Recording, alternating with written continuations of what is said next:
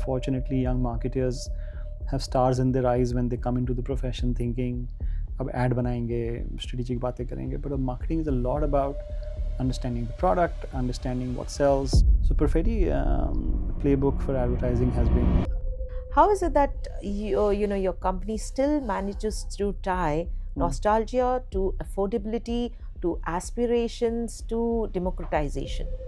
For Perfetti specifically, and you mentioned, humor and all of that, I think our standard template, and I've spoken about it earlier also, is आप सोचो कि 1 रुपए की candy के अंदर 1 रुपए 20 पैसे में बेचना impossible है.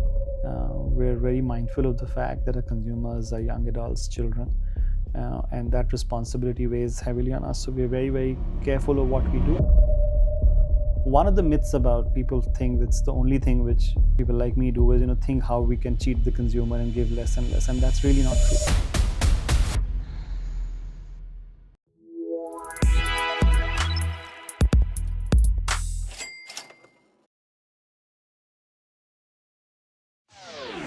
In India's confectionery market, where purchases happen in seconds for just a rupee, often in shops without signage, brand endurance isn't built on creative bravado alone. It's built on muscle. And few know that better than Nikhil Sharma, managing director of Perfetti Van Melle India, who has spent 25 years inside one of the country's most enduring FMCG machines. In this conversation, he cuts through the mythology around nostalgia, creativity, and award-winning ads to explain why the fundamentals still decide who wins. This is an unvarnished look at what really keeps a legacy confectionery giant growing in a market that changes fast but behaves the same. Listen in. Hello and welcome to Big Band Bits. And today I'm accompanied by Nikhil Sharma, MD for Perfetti Van Mille. Hey, it's nice to be here. Thank you for having me.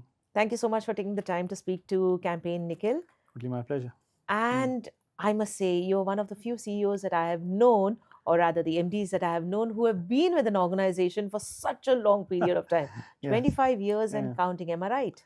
That's true. It's been a while. Yeah. Oh, you joined as a management trainee. I joined as a management trainee, yes. And Yeah. how have you seen, not the company, but Yeah. the whole marketing structure, construct in the organization also change over the past 25 years? Because consumers have definitely changed. Yeah, I mean, I don't know. I mean, from a construct perspective, certainly more number of people in marketing now than there were when I was a part of the brand team. But we have also more brands. I joined when the company was 150 crores. Touchwood, we're close to 4,000 crores now. So all that makes a difference. In terms of consumers, I must say, I mean, I think Indian tastes have evolved. The categories have grown. But from a consumer lens perspective, in bite-sized treats, I don't think she has changed dramatically. And we talk to kids most often. I think the taste preferences remain very, very similar. Let's say 15 years back, jellies wasn't a category in India, and that's a new one for the consumer. But at the heart of it, confectionery consumption hasn't really evolved so much. So Perfetti, has been around for a very long time. A lot of its brands, a lot of its marketing rather, is tied again to the same word, nostalgia. I was young when I remember having the first scent of fruit, and I remember that at that point in time it was aspirational, and not everybody would have it. Yeah. In contemporary times, when it is literally the market is flooded with options. How is it that your company still manages to tie nostalgia to affordability, to aspirations, to democratization? Yeah, let me answer the part about affordability first. I think being with sticky price points, we're all tied to affordability. Yeah, where it's very difficult for a sugar confectionery product to sell at anything more than 1 rupee. I mean, that's a large part of our market. Right? Then when it comes to, let's say, availability across India, lots of these players that you mentioned don't have the muscle to kind of go down the pop stack. That's what you gain when you spend time in a market. That we've layer upon effort for the last 30 years to penetrate and have multiple distributors, have a sales team which goes down to small towns. So we are present in 6 million outlets, and that kind of muscle is hard to acquire. Yeah. you will see many brands on e-commerce, who do a great job without taking away any credit. But for them to pivot and move to a national presence is not easy. You can definitely make an impact, and you can definitely get consumer preference if you're on those platforms. But to go really mass, you need to have a setup like ours, which takes time and money and effort. And you're kind enough to say that when you were young, you're still very young, but when we're all growing up, these brands were part of our life, and over time they've got their own variants. So now Center Fresh you can have in a gum, you can have it in a compressed mint. Chupa Chups is available in a lollipop, and then you can also have a jelly of Chupa Chups. So then I think the brand kind of helps you transcend as you grow older. So children possibly more. You have a large scale when it comes to distribution. That's correct. And all factors considered, last year was a subdued one, financially. Yeah. At the same time, I believe that Perfetti is projecting double-digit growth for FY26. I wanted to understand the tangible levers that it has in mind, scaling beyond nostalgia and optimism, that is likely to drive this recovery. The 2024 year for most FMCGs came after 2 years of very solid bounce back from COVID, right? So when you say challenged financially, in terms of results, yes, because the expectations were that they would be like 2022 and 2023, and obviously after a certain point in time, those kind of growths peter off, right? The second aspect of 2024 was that it came on the back of very high commodity inflation. So a lot of the companies had passed on this inflation to consumers, and there was a kind of pushback because the money kind of from the market had gone, and the consumers were making some tough choices because that's what they felt, in terms of their purse strings. So that's why 2024 looks to be muted for many people. The massive numbers with the projections didn't come, and 2025 and 2026 by the same logic, where let's say you're seeing some of that inflation go away. The new numbers of inflation are really good, right? Last month 1.4 1.5% is excellent. And obviously confectionery and FMCG in general, the impact is not immediate. You see some lead indicators, and then that good times are coming. And of course, there's the elephant in the room now, and we can't not talk about is GST. Certainly, it's intended well, and it will do well. I have no doubt that in the medium to long term, you will see the impact of GST come in across the board. What about product mix shifts? Do you see that also playing some kind of a role?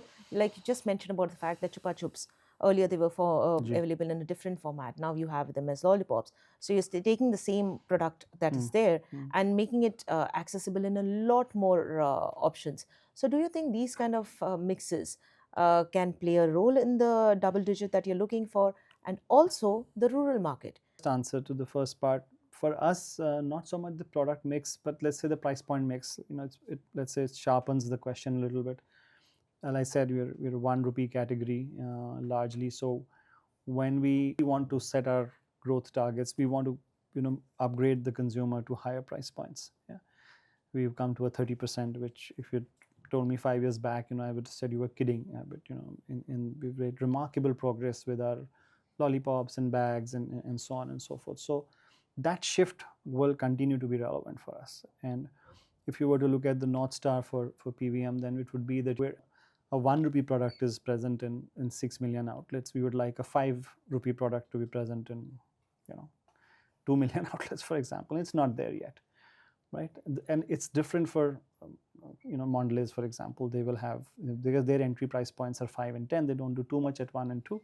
They will have a different metric. But similarly for them or for other organizations. But as you want to get higher price point packs into more and more outlets, that would be relevant, right? The second part of your question on urban-rural split, and has rural consumption bounced back, and that's important for many organizations. I think the distinction between urban and rural is blurring a little bit. Maybe it's 5 years from now, but I don't think this question will be as relevant as they are now. We saw a significant rural slowdown 2 years back, and when the bounce back came, lots of big FMCG companies, HUL included, started talking about how they saw consumption coming back. So for us also, rural is also indicative of the wholesale business that we do, and it's important that it comes back, because the typical buying behavior for a wholesaler who's living in rural is that he or she will come to a large town only if there is demand for other FMCG products, right?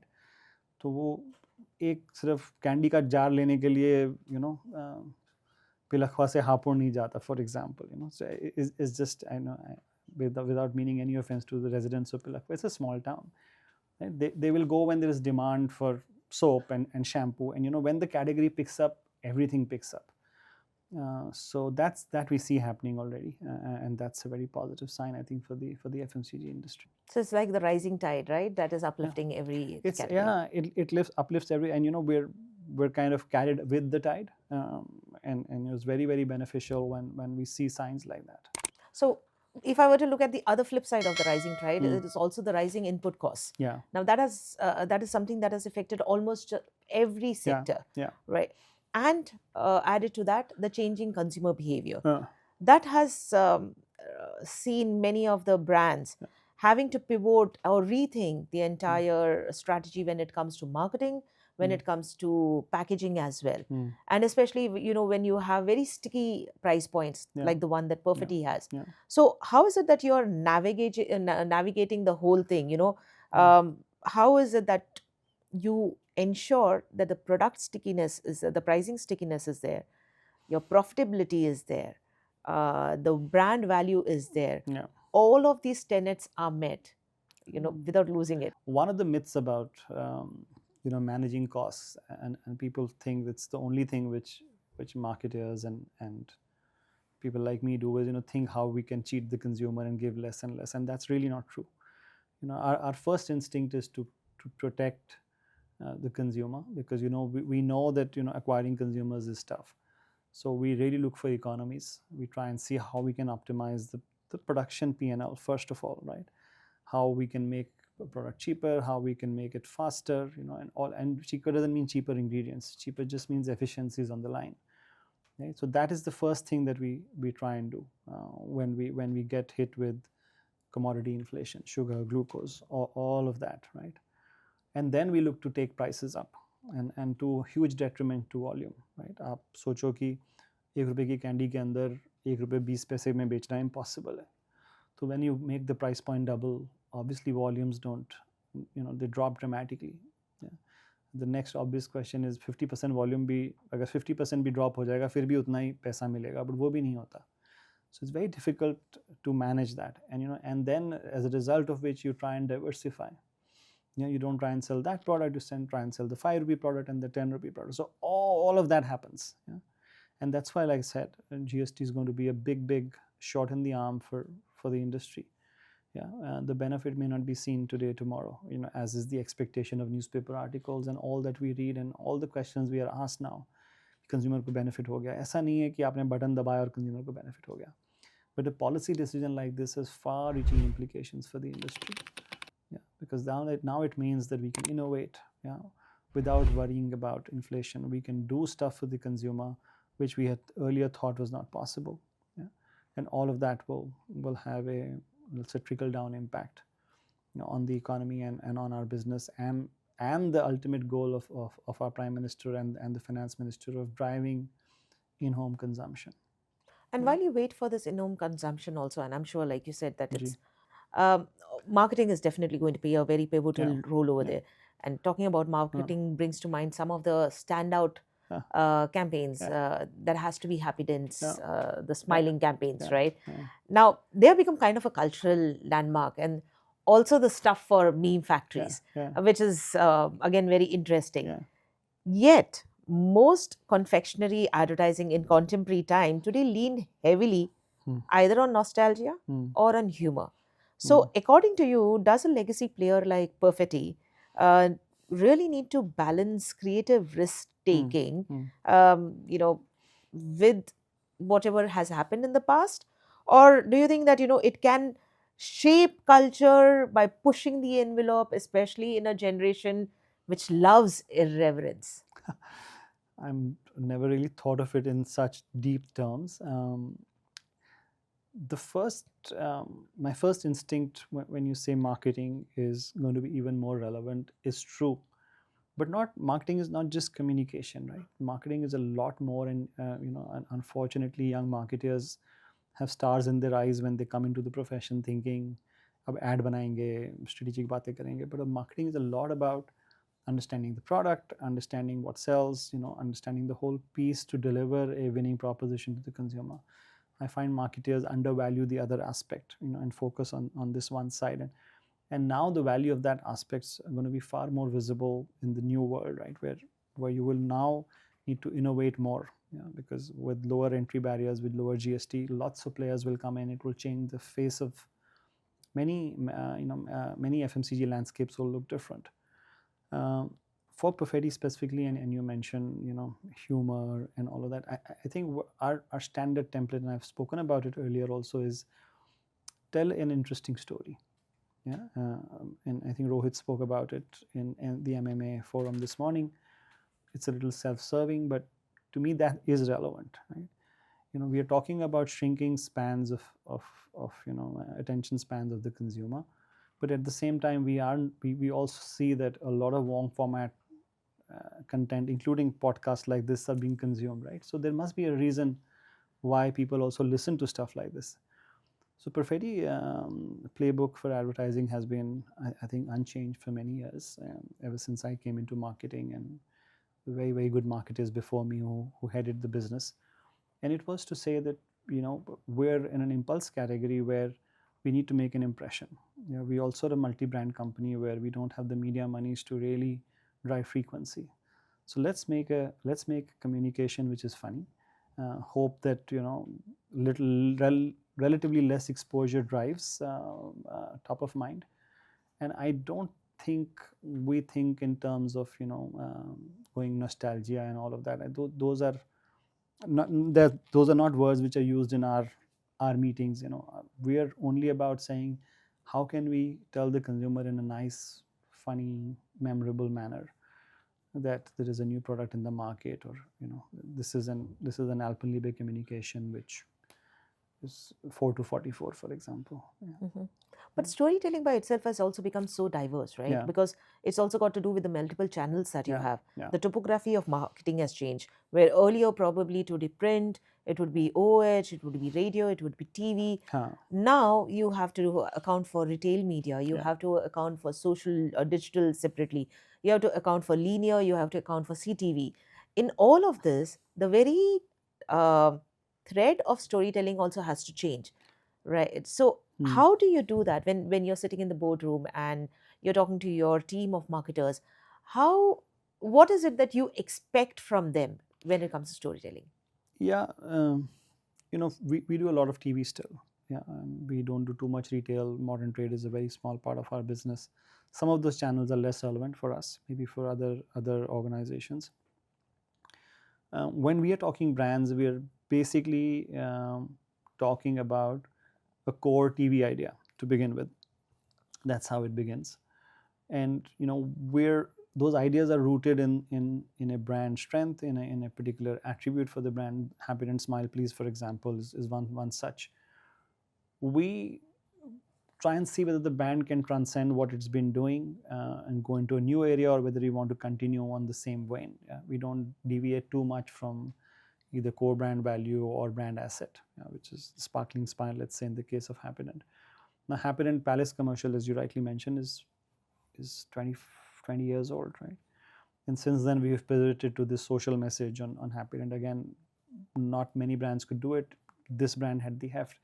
If I were to give an example of what led us to that point, it's not a linear story to tell, because we started off with one core idea of how as in the new communication that we have done, how there is things which people do which they shouldn't, as part of the civic duty, and because Happy didn't have a role there. And from there, the kind of idea gravitated to the long format 90-second commercial that you do. Now, once you lock that in, then you can look to do PR around it. You can look to do other activation around it, and make it relevant for other channels and other media vehicles. the core of the idea still remains unchanged. Yeah? But you have to be careful when you extend it. So, we are not a brand on Happydent where we are telling people we do the right thing. We are a brand which is merely suggesting that people should do the right thing. So we've also been very careful of how we've gone about doing our PR activity. Yeah, it's not preachy. It's not. It's still fun. It's still a happy space. And it's just the brand has a role to play, and that kind of goes into people's minds subliminally. Okay, Yeah. fair enough. So currently, how many brands do you have in your portfolio? Oh gosh, I think brands that we advertise are about 5 or 6, and then we have, I think, 2 or 3 which we don't advertise. So we do Center Fresh and Center Fruit, we do Alpenliebe, we do Chupa, and we do Mentos. I think those 5 brands we advertise, and brands like Frutella, for example, smaller brand, we don't. Okay. Is there any other brands that are likely to be coming out? Because No, I think we have our hands full, and if any other launches happen, they will be under one of these brand umbrellas. so it will be like a diversification within. Yeah, I mean, there's enough and more scope. I think each of these brands exists in a separate space. To use the marketing terminology, there are different need spaces, and they fit in different colors, and then we can extend them a little more in those areas. Yeah. But aren't there any white spaces that you see where Perfetti can extend its expertise, its prowess, its distribution scale? Maybe they could. I mean, maybe we could. But the point is, what is the return? I mean, there's enough and more to be done in the spaces that we exist in already. So why not first try and there's penetration of confectionery even at 1 rupee is relatively less in India. So there's much more to be done in that space. Lots of people ask, why you don't do chocolates, for example, but it's not it looks adjacent, but it's not. It looks relevant, but it's not, right? You need a cold chain, you need many things to be in that space, and there are big players there. So why would we want to get in? We're market shares at 30%. We're market leaders in India now, and there is enough and more for us to do in this space. Okay. Well, those were all the questions that I had for you. It was lovely chatting with you. But is there anything else that Perfetti has on its annual that you would probably like to share with me? No, thank you so much for having me. We are very excited, to continue our journey in India. We've been blessed with a lot of love from the consumer. We're very mindful of the fact that our consumers are young adults, children, and that responsibility weighs heavily on us. So we're very careful of what we do in the market, even though like you mentioned, our ads are funny and so on and so forth, but they're never we're always mindful of our young audience, and we hope to delight our young consumers for many years to come. Thank you so much, and I'm sure you'll be able to achieve that. It's very kind of you to say that. Thank you so much. Thank you so Appreciate much. it.